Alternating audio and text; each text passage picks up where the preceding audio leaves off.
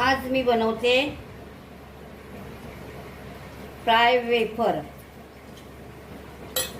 फोडणीचे wafer. त्याच्यासाठी मी घेतलंय मीठ, मोहरी, कढीपत्ता, हिरवी मिरची, बडीशॉप, जिरा आणि 2 लवंग या त्याच्यामध्ये टाकते। चांगलं परतून घेते त्याला।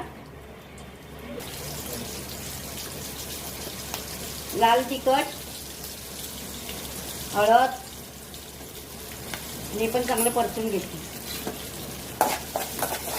आपल्याकडे वेफर असतात ना, तेच वेफर आहे ते। त्याला चांगले परतून घेऊया आपण। हे बघा, आपले वेफर, फ्राय वेफर रेडी झालेले आहेत। हे बघा, मस्तपैकी तुम्ही उपासाला पण खाऊ शकता। फक्त त्याच्यामध्ये धने टाकू नका, जिरं टाकू नका, राई ते टाकू नका। बाकी मिरची आणि कढीपत्ता टाकला तरी चालेल, आणि मीठ आणि लाल तिखट, बस मिरची पूड ही टाका। ही जर माझी रेसिपी तुम्हाला आवडली असेल तर माझ्या रेसिपीला लाईक करा, माझ्या चॅनलला सबस्क्राईब करा, घंटी बेल वाजवायला विसरू नका।